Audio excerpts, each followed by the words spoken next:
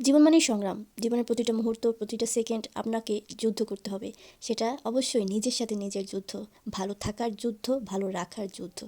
দিন শেষে আমরা কে কতটুকু জয়ী হতে পারবো সেটা আমরা কেউই জানি না। তারপরও আমরা ভাগ্যের সাথে লড়াই করছি, ভাগ্যকে সাথে নিয়ে পরিশ্রম করছি, যেন পরবর্তী প্রজন্মে যেন এটা ভালো একটা ইফেক্ট ফেলে। তবে হ্যাঁ, কখনো হতাশ হওয়া চলবে না। যদি আপনি একবার হতাশা বা ডিপ্রেশনে চলে যান, তাহলে কখনোই আপনি সফলতার মুখ দেখতে পাবেন না। আল্লাহ বলছেন, হ্যাঁ, তুমি চেষ্টা করো। চেষ্টা করলে আল্লাহ একটা না একটা ব্যবস্থা আপনাকে করেই দিবে। তাই এটা নিয়ে কখনো চিন্তা করবেন না, কখনো হতাশ হবেন না।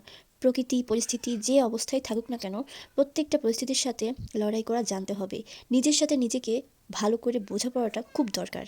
আপনি যদি নিজেকে নিজে জানেন, নিজেকে নিজে চেনেন, তাহলে সমস্ত পৃথিবী আপনাকে চিনবে। কিন্তু আপনি যদি নিজেই নিজেকে না জানতে পারেন, নিজের সাথে নিজে লড়াইটা না করতে পারেন, তাহলে কেউই আপনাকে পাত্তা দিবেন না। তাই সকল পরিস্থিতিতে নিজেকে মানিয়ে নিন এবং যখন যেখানে যাচ্ছেন বা যাবেন, চিন্তা করছেন, সেখানে আগে থেকে একটু ধারণা নিয়ে নিন। যাতে করে সেটা সম্পর্কে একটু ভালো জ্ঞান থাকলে আপনি ওখানে গেলে আপনার জন্য কাজটা আরও বেশি সহজ হয়ে যাবে। প্লাস সেখানে একটু হলেও আপনার সময়টা সেভ থাকবে। আপনাদের যাদের বাসায় এরকম ছোট বাচ্চা আছে, তাদের জন্য অবশ্যই এই বইটা নিতে পারেন।